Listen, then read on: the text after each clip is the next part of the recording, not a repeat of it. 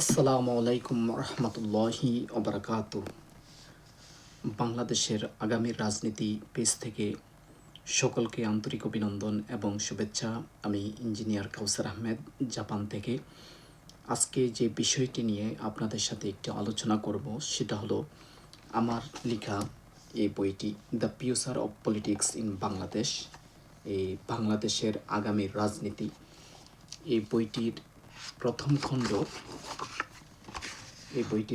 খণ্ড অ্যামাজনে প্রকাশ হয়েছে। ইনশাল্লাহ আগামী কিছুদিনের মধ্যে বাংলাদেশ থেকে প্রকাশনীর মাধ্যমে বইটি প্রকাশ হবে। তখন বাংলাদেশ থেকে আপনারা সংগ্রহ করবেন এবং আন্তর্জাতিক বিশ্ব থেকে যারা সংগ্রহ করতে চান তারা অ্যামাজনের মাধ্যমে অর্ডার করে বইটি সংগ্রহ করতে পারেন। ইতিমধ্যে জাপান এবং আমেরিকা থেকে কিছু ভাই আমার এই বইটি সংগ্রহ করেছেন। এই বইটির দ্বিতীয় অধ্যায়ে যে বিষয়টি নিয়ে আলোচনা করা হয়েছে, আজকে সেই বিষয়টি নিয়ে একটু আলোচনা করব আপনাদের সাথে। এই বইটির দ্বিতীয় অধ্যায়ে বলা হয়েছে যে কেন আমরা রাজনীতি করব এবং কিভাবে রাজনীতিতে অংশগ্রহণ করা যায়। এই বিষয়টি নিয়ে আমরা একটু আজকে জানব।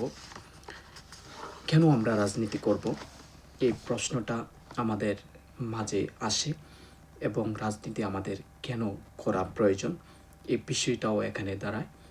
এই বিষয়টা নিয়ে একটু আলোচনা করতে চাই। রাজনীতি একটি সমাজের গুরুত্বপূর্ণ ভিত্তি, যার মাধ্যমে একটি রাষ্ট্রের সুশাসন, উন্নয়ন এবং জনসাধারণের কল্যাণ নিশ্চিত করা হয়। রাজনীতির সাথে যুক্ত হওয়া এবং এটি করা কেন গুরুত্বপূর্ণ, এ বিষয়ে এখন বিস্তারিত আলোচনা করব। আমরা কেন রাজনীতি করব এবং আপনাদের কেন রাজনীতি করা উচিত এবং রাজনীতিতে আসা উচিত। আমাদের সমাজে রাজনীতি সম্পর্কে কি নেতিবাচক দৃষ্টিভঙ্গি অবশ্যই আছে, কারণ আমাদের রাষ্ট্র পরিচালনায় এই পর্যন্ত আমরা অনেক ঘাত প্রতিঘাত দেখেছি এবং এই বিষয়গুলো নিয়ে আমাদের একটি সামাজিক প্রতিবন্ধকতা এবং নেগেটিভ দৃষ্টিভঙ্গি রাজনীতি নিয়ে আছে। কিন্তু রাজনীতির মূল উদ্দেশ্য সেটা নয়। এই বিষয়টি সেটাই ব্যাখ্যা করে এই দ্বিতীয় অধ্যায়ে। আপনার রাজনীতি করা উচিত এই জন্য, প্রথমত সামাজিক পরিবর্তনে যদি আপনি ভূমিকা রাখতে চান তাহলে অবশ্যই আপনাকে রাজনীতিতে অংশগ্রহণ করতে হবে। কারণ রাজনীতির মাধ্যমে একটি সমাজে সমস্যা চিহ্নিত করে তার সমাধানের পথ তৈরি করা হয়। এটি দুর্নীতি দূর করা, শিক্ষা ও স্বাস্থ্য ব্যবস্থার উন্নয়ন এবং সাম্য প্রতিষ্ঠার জন্য অত্যন্ত গুরুত্বপূর্ণ। সুতরাং সামাজিক পরিবর্তনে যদি আপনি অংশগ্রহণ করতে চান তাহলে অবশ্যই আপনাকে রাজনীতিতে আসতে হবে। তারপরে যে বিষয়টি আসে সেটা হলো ন্যায় বিচার এবং সমতা প্রতিষ্ঠা করা। রাজনীতির মাধ্যমে আইন ও নীতিমালা তৈরি করে সমাজে সকলের জন্য সমান অধিকার এবং সুযোগ নিশ্চিত করা যায়। যদি রাজনীতির সঠিক চর্চা সেদিকে হয়ে থাকে, সেটাই এখানে উল্লেখ করা হয়েছে। তারপরে যে বিষয়টি আসে, যদি আপনি নেতৃত্ব গড়ে তুলতে চান, রাজনীতি মানুষকে নেতৃত্বের সুযোগ দেয়, যা সমাজকে সঠিক পথে পরিচালনা করার জন্য অবশ্যই প্রয়োজন। একজন ভালো রাজনৈতিক নেতা জনকল্যাণে কাজ করে সমাজে দৃষ্টান্ত স্থাপন করতে পারেন। সুতরাং এই প্রেক্ষাপট নিয়ে যদি আপনি রাজনীতিতে আসেন তাহলে আমাদের রাজনীতির পজিটিভ দৃষ্টিভঙ্গি আমাদের সমাজে খুব দ্রুতই বিস্তার লাভ করবে। তারপরে যে বিষয়টি আসে সেটা হলো গণতন্ত্র ও মত প্রকাশের স্বাধীনতা রক্ষা করা। রাজনীতি মানুষকে তাদের অধিকার এবং মতামত প্রকাশের সুযোগ করে দেয়। গণতন্ত্রের মূলে রাজনীতির ভূমিকা অপরিহার্য।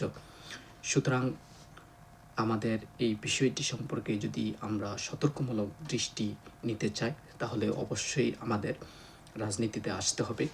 তারপরে রাজনীতি কেন করা উচিত এই বিষয়ে আরও যদি বলি, সেটা হলো উন্নয়ন ত্বরান্বিত করা। যে কোনো অর্থনৈতিক, প্রযুক্তিগত এবং সামাজিক উন্নয়ন ত্বরান্বিত করতে কার্যকর নীতি এবং পরিকল্পনার বাস্তবায়ন অবশ্যই রাজনীতির মধ্য থেকেই হয়। সুতরাং এই বিষয়গুলোকে একটা রাষ্ট্রকে উন্নত করার জন্য উন্নয়ন ত্বরান্বিত করার জন্য অবশ্যই রাজনীতি করা উচিত এবং জনকল্যাণে সক্রিয় ভূমিকা রাখা। রাজনীতিতে অংশগ্রহণের মাধ্যমে সমাজের জন্য কাজ করা যায় এবং জনগণের দুঃখ দুর্দশা দূর করতে সক্ষম হওয়া যায়।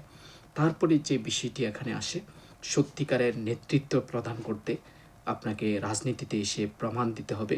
যদি সৎ ও দায়িত্ববান ব্যক্তি রাজনীতিতে আসেন তবে দুর্নীতি হ্রাস করা যায় এবং জনসেবার মান উন্নয়ন হয়।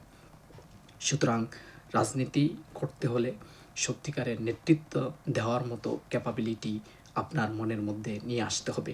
তারপরে যে বিষয়টি আসে, পরিবর্তন আনার যে সুযোগ সেটা সমাজে রাজনীতির মাধ্যমে আসে। যারা সমাজের অসঙ্গতি বা সমস্যাগুলো দূর করতে চান তাদের রাজনীতিতে এসে সরাসরি উদ্যোগ নেওয়া উচিত।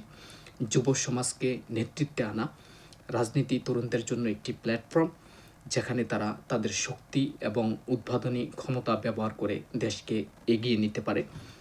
আর যে বিষয়টি এখানে আলোচনা করা হয়েছে দ্বিতীয় অধ্যায়ে, রাজনীতিতে কিভাবে অংশগ্রহণ করা যায়, সেটা আপনি নাগরিক সচেতনতার মাধ্যমে রাজনীতিতে অংশগ্রহণ করতে পারেন।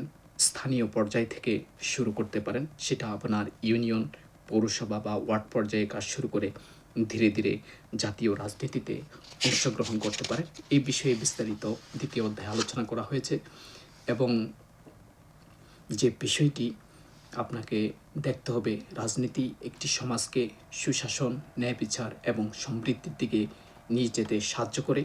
এটি কেবল ক্ষমতার খেলা নয়, বরং একটি দায়িত্ব যা জনগণের কল্যাণ এবং উন্নয়নের জন্য।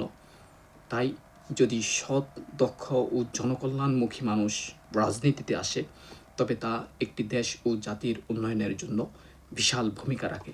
সুতরাং রাজনীতি যে মেইন বিষয়টা আমাদের মধ্যে এখানে আলোচনায় আসলো সেটা হলো, এটা শুধু ক্ষমতার খেলা নয়। কারণ আমাদের দেশে রাজনীতি মানি ক্ষমতার রদবদল, এছাড়া আর কিছুই নয়। কিন্তু বর্তমান তরুণ সমাজ যারা রাজনীতিতে আসবে এবং অদূর ভবিষ্যতে রাজনীতি করবে, তারা এই দৃষ্টিভঙ্গি অবশ্যই বদলে দেবে। সেটা আপনার নিজের অবস্থান থেকে, সমাজের অবস্থান থেকে আস্তে আস্তে রাষ্ট্রীয় পর্যায়ে নিয়ে আমাদের দেশকে উন্নয়নের দিকে নিয়ে যেতে হবে। সুতরাং সৎ নেতৃত্ব দেওয়ার যদি ইচ্ছা থাকে তাহলে রাজনীতি আপনার জন্য একটি ভালো প্ল্যাটফর্ম, যেখানে সমাজের মানুষের দুঃখ দুর্দশা আপনি চিহ্নিত করে অদূর ভবিষ্যতে এর সমস্যার সমাধান কিভাবে করা যায় সেটা রাষ্ট্রীয় পর্যায় থেকে চিন্তা করার যে সুযোগ, যে প্ল্যাটফর্ম করে দিবে আপনাকে, সেটা হলো রাজনীতি। সুতরাং এই প্রেক্ষাপট থেকে আমাদের রাজনীতি করা উচিত। এই ছিল এই বাংলাদেশের আগামীর রাজনীতির দ্বিতীয় অধ্যায়ে আমার লেখা এই আলোচনা। অবশ্যই বাংলাদেশে যখন বইটি প্রকাশ হবে আপনারা সংগ্রহ করবেন এবং যারা বাংলাদেশে অদূর ভবিষ্যতে তরুণ রাজনীতিতে আসবে তারা অবশ্যই বইটি পড়বে। এবং বইটির প্রথম খণ্ড 50টি অধ্যায়ে প্রকাশিত হয়েছে এবং দ্বিতীয় খণ্ডটিও 50টি অধ্যায় নিয়ে প্রকাশিত হবে ইনশাআল্লাহ। এই বলে আজকের আলোচনা এখানেই শেষ করলাম। বইটি the future of politics in Bangladesh, engineer Kausar Ahmed. এই বইটি আপনারা অ্যামাজন থেকে, পৃথিবীর সকল দেশ থেকে সংগ্রহ করতে পারবেন। এই বলে আজকের ভিডিও বার্তা এখানে শেষ করলাম। আল্লাহ হাফেজ।